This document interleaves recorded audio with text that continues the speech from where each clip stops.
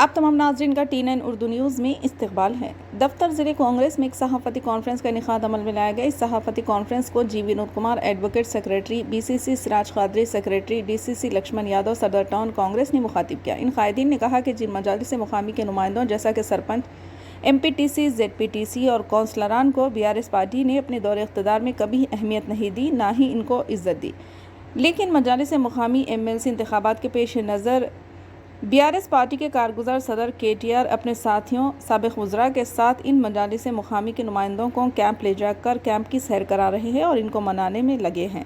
Congress कायदीन BRS कायदीन की इस हरकत की सख्त अल्फाज में मज़म्मत की है।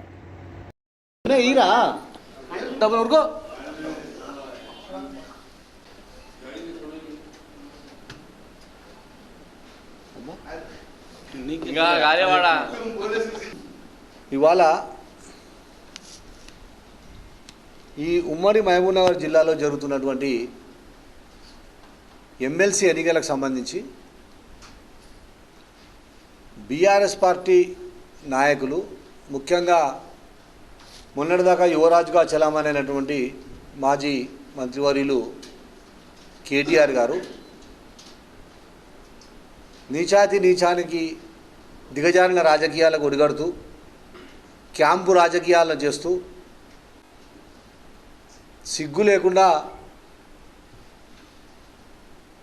వారి క్యాంపులో వారు పాల్గొని అక్కడ వారి ఎంపీటీసీలను వారి నాయకులతో మాట్లాడగలిగారు. అసలు ఇవాళ KTR గారిని మరియు ఆ సమావేశంలో పాల్గొన్న మాజీ మంత్రులను, మాజీ ఎమ్మెల్యేలను, ప్రస్తుత ఎమ్మెల్యేను, MLCలను అందరినీ కూడా సూటిగా కాంగ్రెస్ పార్టీ ప్రశ్నిస్తూ ఉంది. ఏం ముఖం పెట్టుకొని మీరు స్థానిక సంస్థల ప్రతినిధులను అడ్రస్ చేస్తూ ఉన్నారు? 10 ఏళ్ళు వాళ్ళని పట్టించుకున్న పాపాన పోలేదు. వాళ్లకు కార్యాలయంలో కూర్చోవడానికి కుర్చీ లేదంటే పట్టించుకోలేదు. ఎమ్మెల్యేల ఇంటికి ఎంపీటీసీలు, కౌన్సిలర్లు వస్తే లోపల కూర్చొని పలకరియకుండా పంపించినటువంటి దినాలు ఇవాళ ఇంకా ఎంపీటీసీలు, కౌన్సిలర్లు మర్చిపోలేదు. వాళ్ళకు కనీసం ఒక మనిషికి ఇవ్వాల్సిన మర్యాద కూడా ఇవ్వలేదు.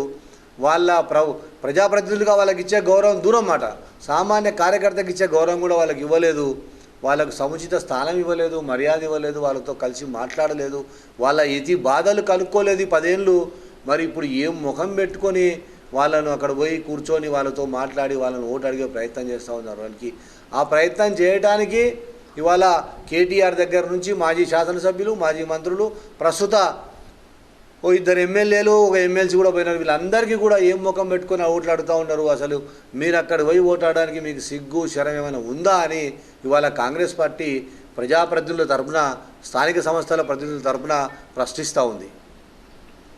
బిల్లులు రాక, చేసిన పనులకు బిల్లులు రాక ఆత్మహత్య చేసుకున్న సంఘటనలు ఇంకా మర్చిపోలేదు. ఇవాళ ఉమ్మడి మహబూబ్నగర్ జిల్లా ఒక సర్పంచులు కావచ్చు, ఎంపీటీసీలు కావచ్చు, ఎంతోమంది ఆ రకమైనటువంటి ముగింపు జరిగింది వాళ్ళ జీవితాలకు. భార్యల పుస్తెలను అమ్ముకున్నటువంటి నాయకులు ఉన్నారు, ఇంట్లో ఉన్న బంగారాన్ని కుదబెట్టినటువంటి నాయకులు ఉన్నారు. వాళ్లకు బిల్లులు రాక ఆర్థికంగా అస్తవ్యస్తమై పిల్లల చదువులను అర్ధాంతరంగా ఆపేసినటువంటి ప్రజాప్రతినిధులు ఉన్నారు ఈ జిల్లాలో. ఇంత దౌర్భాగ్యమైన పరిస్థితికి మరి KTR గారు, మరి BRS ప్రభుత్వం కాదా అని ప్రశ్నిస్తాం. మరి అన్నీ మర్చిపోయి ఇవాళ మీరు ఏం ముఖం పెట్టుకొని వాళ్ళతో మాట్లాడుతున్నారు, వాళ్ళని ఓట్లు అడుగుతున్నారు స్థానిక ప్రజాప్రతినిధులు అని చెప్పి వాళ్ళ కాంగ్రెస్ పార్టీ వాళ్ళ తరఫున ప్రశ్నిస్తూ ఉంది. ఇవాళ గ్రామ పంచాయతీ కార్యాలయంలో కానీ, MPP కార్యాలయంలో కానీ అక్కడ పనిచేసే క్లాస్ 4 ఎంప్లాయీ ఒక అటెండర్ కూడా కూర్చోవడానికి డోర్ పక్కల ఒక చైరు, ఒక స్టూలో ఉంటుంది. కానీ ఇవాళ ఎంపీటీసీలకు ఎక్కడ కూడా స్థానం లేదు. ఇది నిజంగా ప్రజాస్వామ్యంలో స్థానిక సంస్థల గౌరవానికి అగౌరవం కాదా అని ప్రశ్నిస్తూ ఉంది వాళ్ళ కాంగ్రెస్ పార్టీ. మీరు అసలు ఎలాంటి అభ్యర్థి కొరకు మీరు ప్రయత్నం చేస్తూ ఉన్నారు? ఎలాంటి అభ్యర్థిని పెట్టిర్రు? గతంలో వారు కూడా ప్రజాప్రతినిధి స్థానిక సంస్థల్లో. మరి మీ ప్రభుత్వ కాలంలోనే వారిపైన ఒక రౌడీ షీట్ ఓపెన్ కావడం, తర్వాత న్యాయస్థానం, ఇవన్నీ ప్రజలు మర్చిపోలేదని చెప్తా ఉన్నారు. రియల్ ఎస్టేట్ దందాలు, బ్రోకర్ వ్యవహారాలు, ఎంతోమంది మీ అభ్యర్థి యొక్క బాధితులు ఇంకా జిల్లాలో వృద్ధాప్యంలో కొట్టుమిట్టాడుతూ ఉన్నారు ఆయన బాధితులు. అవన్నీ సమాజం కానీ, ఓటర్లు కానీ, ప్రజలు కానీ మర్చిపోదని చెప్తా ఉన్నాం. క్యాంపు రాజకీయాలను తెరదీయడం అనేది సిగ్గుచేటు. మహబూబ్నగర్ జిల్లాలో మున్నెన్నడూ కని విని ఎరగని విధంగా మా అభ్యర్థి యువ నాయకుడు మచ్చలేని మనిషి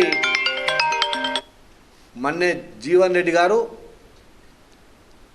అందరి ఊహలకు తలదన్నే విధంగా చాలా బ్రహ్మాండమైనటువంటి మెజార్టీతో గెలుస్తూ ఉన్నారు.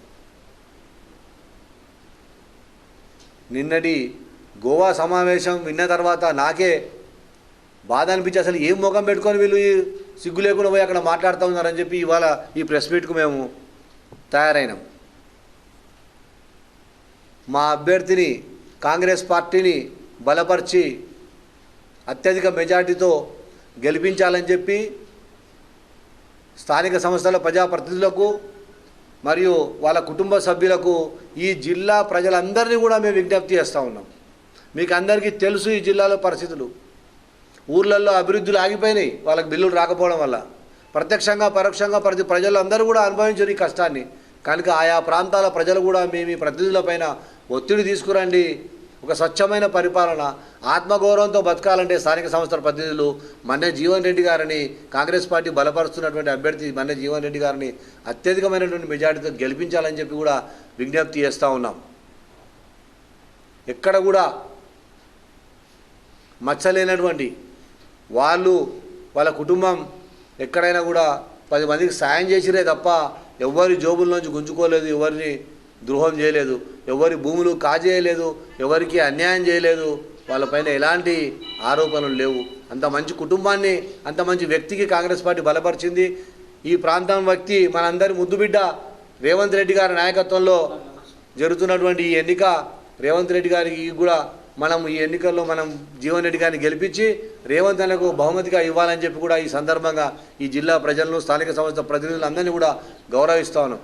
ఎక్కడిదక్కడ ఈ జిల్లాలో బీఆర్ఎస్లో ఉన్నటువంటి కౌన్సిలర్లు, బీఆర్ఎస్లో ఉన్నటువంటి వాళ్ళందరూ కూడా అరే ఇది కాదు, ఇదే సరైన సమయం, మా గౌరవం దక్కాలంటే మేము ఆత్మాభిమానంతో బతకాలని చెప్పి కాంగ్రెస్ పంచాన చేరుతూ ఉన్నారు. మరి ఇవన్నీ చూసుకుంటూ కూడా ఏమాత్రం సిగ్గు ఎగ్గు లేకుండా మరి కేటీఆర్ గారు ఆ రకంగా మాట్లాడడాన్ని తీవ్రంగా ఖండిస్తూ ఇది మరొకసారి స్థానిక సంస్థల ప్రజాప్రతినిధులు అవమానం పరచడమే అని చెప్పి కూడా కాంగ్రెస్ పార్టీ అభివర్ణిస్తూ ఉంది.